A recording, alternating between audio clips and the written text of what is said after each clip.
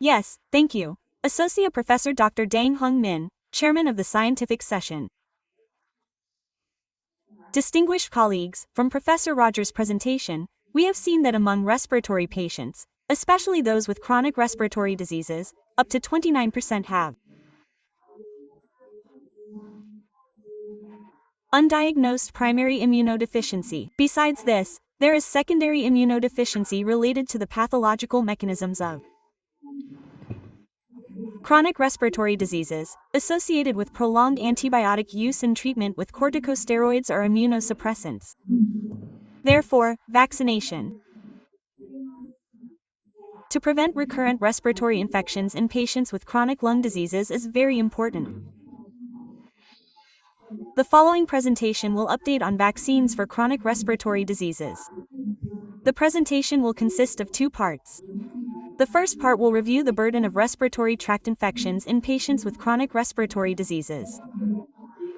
The second part will update domestic and international recommendations on vaccination for patients with chronic respiratory diseases. First, when talking about chronic respiratory diseases, we know that it is a group of diseases that progress over time and often lead to impaired lung function. This limits physical activity, reduces quality of life, and increases the risk of mortality. The chronic respiratory diseases that we commonly encounter in clinical practice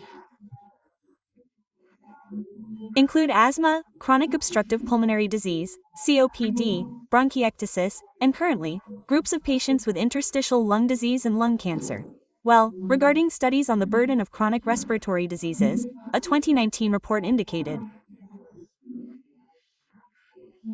that asthma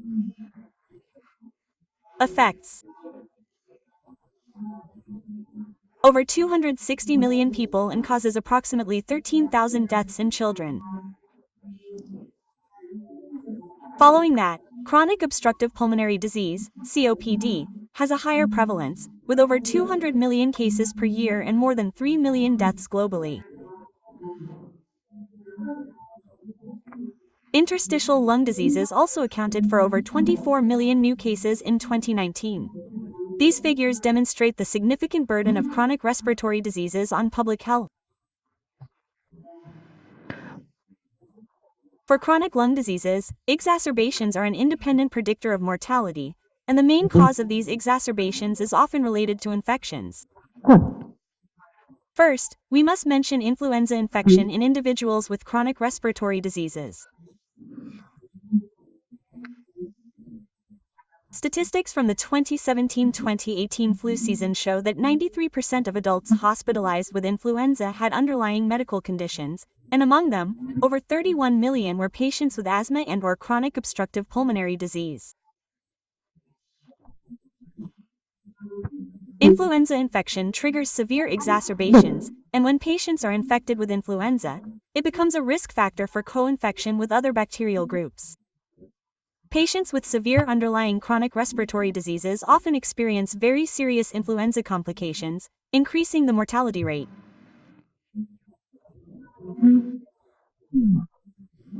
A second group of infections is pneumococcal infection in patients with chronic respiratory diseases.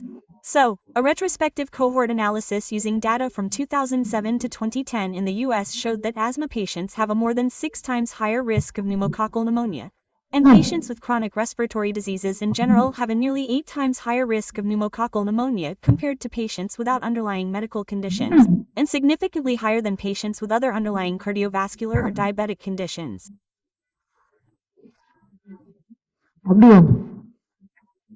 This report also showed that patients with acute exacerbations of chronic obstructive pulmonary disease caused by pneumococcus have a significantly higher rate of hospitalization, longer hospital stays, and a higher mortality rate during hospitalization due to acute exacerbation, as well as 90 days after pneumococcal infection, compared to acute exacerbations caused by other factors. Another group of diseases often mentioned in respiratory infections is pertussis.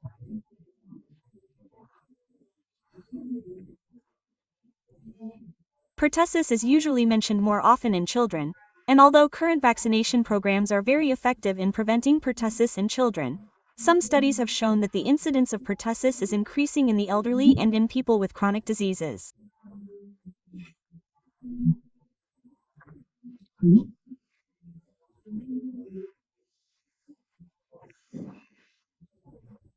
A study by P and colleagues in 2017 showed that the incidence of pertussis in patients with chronic obstructive pulmonary disease or asthma is significantly higher than in groups without underlying medical conditions, and the risk of infection is about 2 to 3 times higher. And pertussis infection also increases the frequency of exacerbations in COPD patients, leading to increased healthcare costs.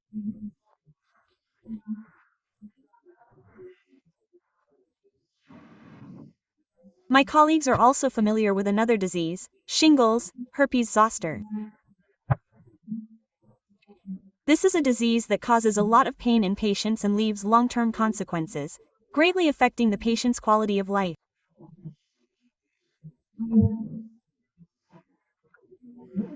It has been found that among patients who have had shingles, 6 to 10% still have a risk of reinfection.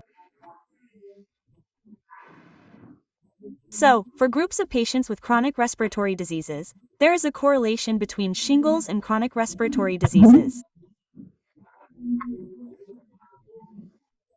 Many studies have shown that approximately 53% of COPD patients and 21% of asthma patients are at risk of shingles infection and complications after shingles infection. And in COPD patients with shingles, the hospitalization rate is 2.7 times higher.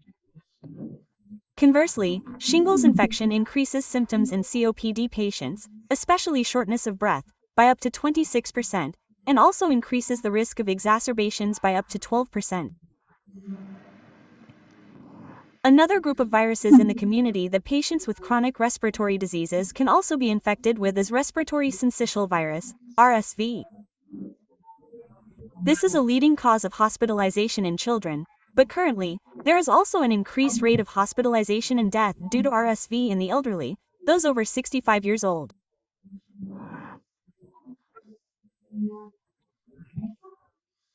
The risk of hospitalization due to respiratory syncytial virus is also significantly increased in patients with asthma, chronic obstructive pulmonary disease, or patients with heart failure or diabetes. And, according to a network surveillance study on the number of hospitalizations due to respiratory syncytial virus, RSV, infection in the population over 60 years old in over 300 hospitals and in 12 states in the United States in 2022-2023, it was reported that up to 95% of patients hospitalized with RSV infection had at least one underlying medical condition, and among them, the rate of patients with chronic obstructive pulmonary disease, COPD, accounted for 33%, which is more than one-third compared to patients with heart failure or diabetes.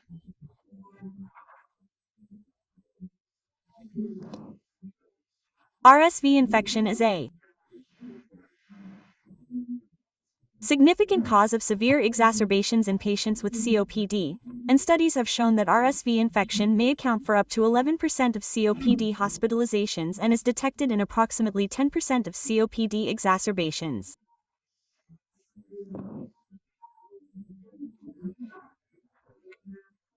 Furthermore, RSV infection not only causes acute exacerbations, but long-term follow-up studies have shown that persistent RSV infection in COPD patients can lead to increased decline in lung function.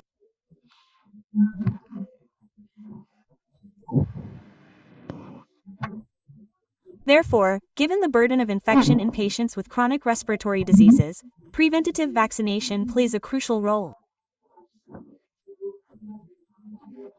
For patients, it has direct protective effects on the individual, but for the community, vaccinating patients also helps to interrupt the transmission of the virus from person to person, thus contributing to public health. So, what are the current recommendations for vaccination in domestic and international guidelines for chronic respiratory diseases?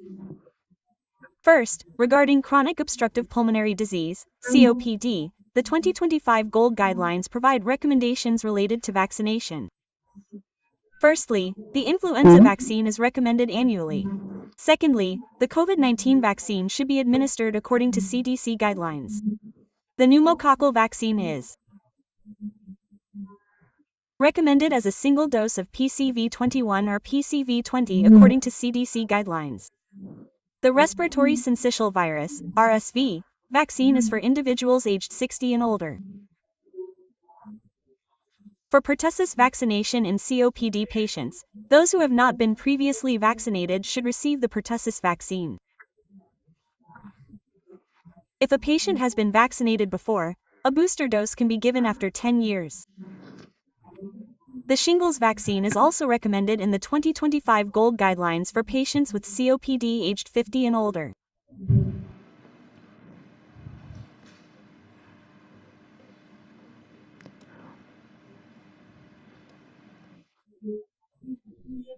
For asthma patients, according to the latest 2025 GINA guidelines, the influenza vaccine is recommended annually, and the RSV vaccine is recommended for individuals aged 60 and older.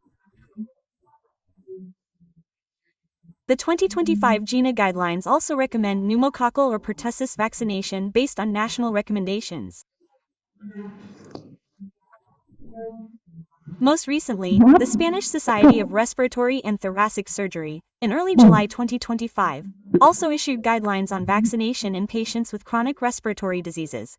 So, the disease groups covered in this guideline include chronic obstructive pulmonary disease, COPD, asthma, lung cancer in patients with lung transplants, or patients with other respiratory diseases such as interstitial lung disease or pneumoconiosis. The vaccines recommended here include influenza vaccine, pneumococcal vaccine, COVID-19 vaccine, pertussis vaccine, respiratory syncytial virus, RSV, vaccine, and shingles vaccine, all of which are included in the recommendations of the Spanish Respiratory and Thoracic Surgery Society. In Vietnam, in 2025, with the compilation by experts, the updated guidelines also include guidelines on the diagnosis and treatment of community-acquired pneumonia and guidelines on the diagnosis and treatment of chronic obstructive pulmonary disease. In the section on preventing community-acquired pneumonia and preventing infections in patients with chronic obstructive pulmonary disease, the updated guidelines also include the vaccines that need to be administered to these patients, namely influenza vaccine, pneumococcal vaccine, COVID-19 vaccine, pertussis vaccine, shingles vaccine, and respiratory syncytial virus vaccine. Regarding the influenza vaccine, there are two types: trivalent vaccine or quadrivalent vaccine to protect against influenza AH1N1 or H3N2 strains. The trivalent vaccine may include one of two types of influenza B, Victoria or Yamagata. The quadrivalent vaccine includes all four types of these antigen groups. Annual influenza vaccination is recommended.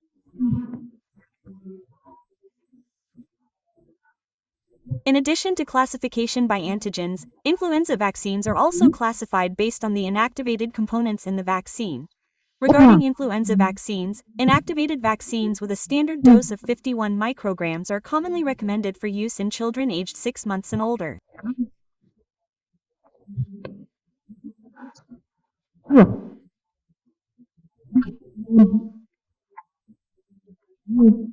Inactivated vaccines with adjuvants or higher doses, such as 60 micrograms, are recommended for adults over 65 years of age. Recombinant influenza vaccines can be used in adults aged 18 years and older. Currently, there is a live attenuated influenza vaccine administered as a nasal spray, which is not recommended for immunocompromised patients, those with severe underlying medical conditions, or pregnant women.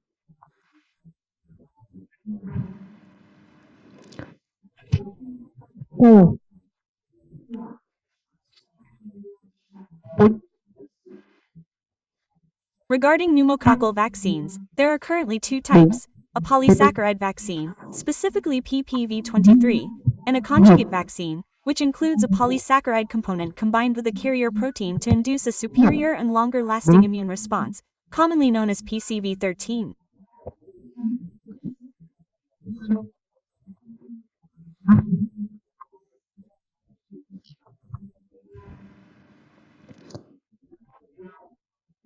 According to CDC recommendations for pneumococcal vaccination, for patients aged 19 to 64 years with chronic conditions such as COPD and asthma, if the patient has received PCV13, an additional dose of PPSV23 or PCV20 should be administered after 1 year.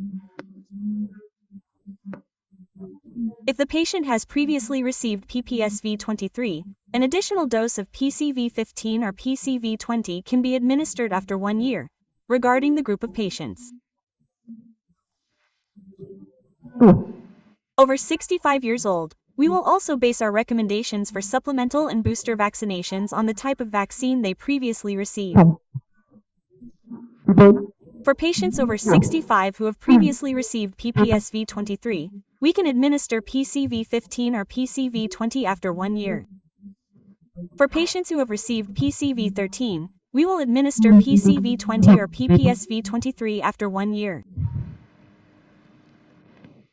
Next is the pertussis vaccine. Currently, there are 2 types of pertussis vaccines, a whole cell vaccine based on dead pertussis bacteria and an acellular vaccine based on purified pertussis antigens. The recommendation for adults who have never been vaccinated against pertussis during their adolescence is to receive 1 dose of Tdap vaccine.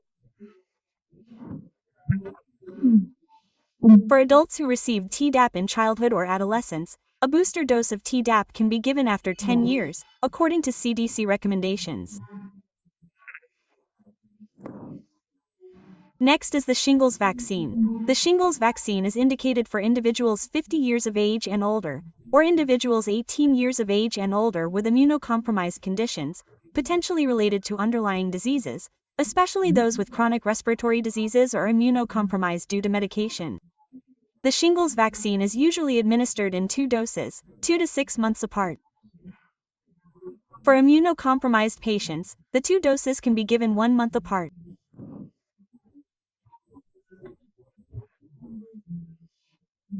Regarding the efficacy and safety of the combined shingles vaccine, studies have shown that the efficacy in preventing shingles in people 50 years and older after vaccination can reach up to 97%, and these vaccines have been found to be very well tolerated in adults.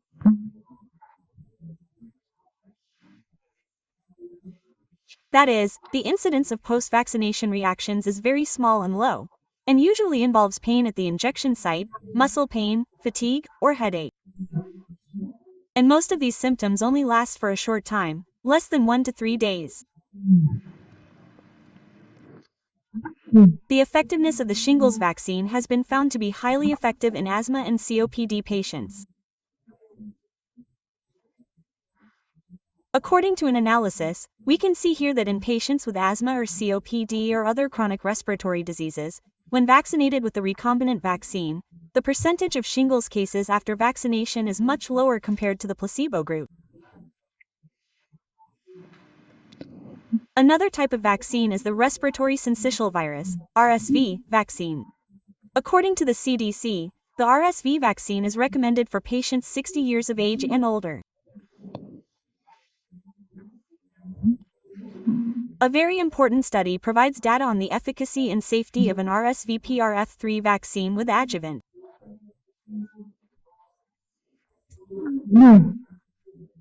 This study was evaluated in patients over 60 years of age with respiratory tract infections of varying severity, from mild to severe.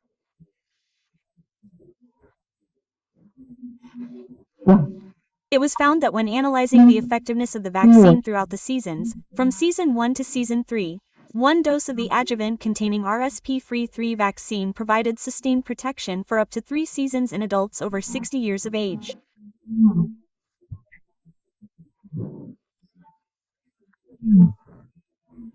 Regarding safety, the RSV-PRF3 vaccine with adjuvant was found to be very well tolerated in patients, and most reactions were mild and transient. A comprehensive review of the efficacy of respiratory syncytial virus, RSV, vaccines in adults, according to the U.S. National Advisory Committee on Immunization Practices, ACIP, which regularly provides vaccine recommendations,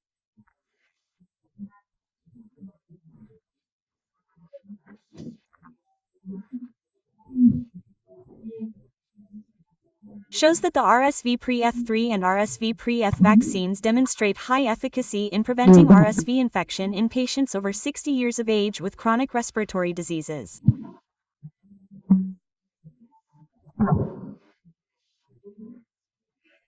The efficacy and safety data of these RSV vaccines in patients with chronic respiratory diseases.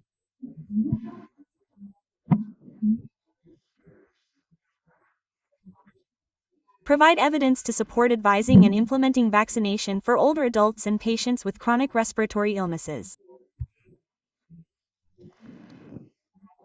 A review of the efficacy of RSV vaccines in preventing disease in adults with chronic cardiopulmonary conditions shows that 3 types of vaccines are currently available: RSV pre-F3,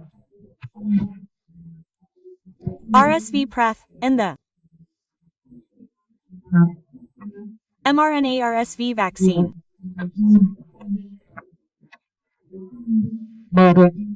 Currently, the mRNA RSV vaccine is not yet licensed in Vietnam, while the RSV pre-F3 and RSV pre-F vaccines are licensed for use in Vietnam.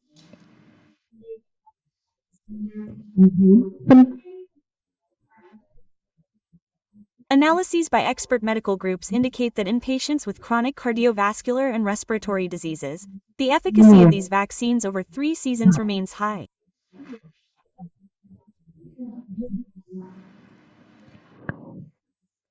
Regarding the types of vaccines that can be administered to patients with chronic respiratory diseases, there are some points to consider. When advising patients about vaccination, it is important to ensure that the patient's clinical condition is stable, meaning that there is no ongoing exacerbation of the chronic respiratory disease. Secondly, in patients with conditions such as chronic obstructive pulmonary disease or bronchial asthma who are using inhaled corticosteroids, this is not a contraindication for vaccination. However, for patients who are using systemic corticosteroids or immunosuppressive drugs, we may have to postpone vaccination in these patients, and we need a waiting period, usually about 1 month. If the patient's condition allows for a reduction or discontinuation of the corticosteroid dose, then we can proceed with vaccination.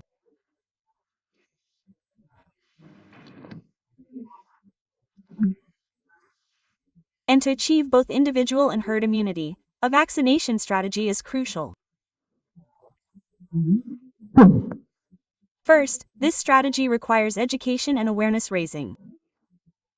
Increased communication with patients is essential, and healthcare workers play a very important role. Doctors need to understand that patients with chronic respiratory diseases have compromised immune systems and need preventive measures against respiratory infections.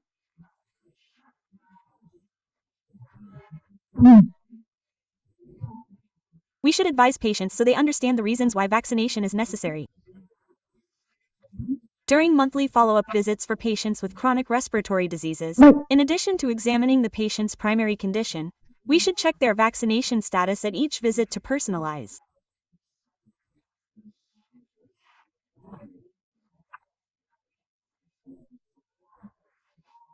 The vaccination schedule.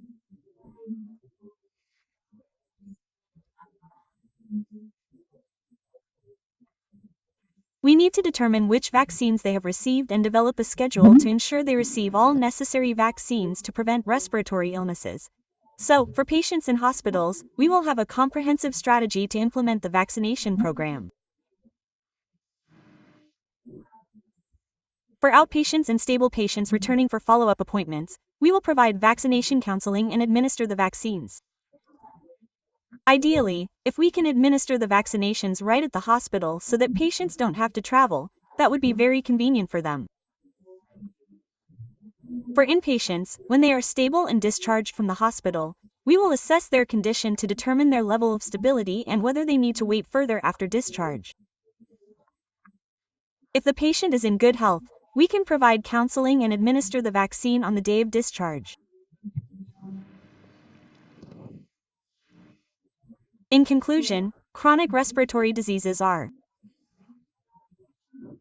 still a significant burden of illness and mortality worldwide. Preventing respiratory infections is a crucial measure to reduce the frequency of hospitalizations and, consequently, reduce mortality in these patients.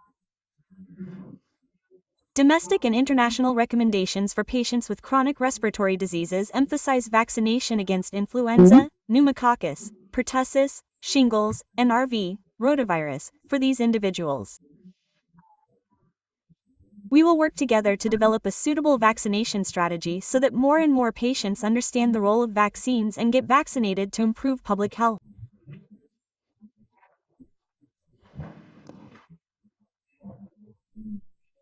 Thank you for your attention.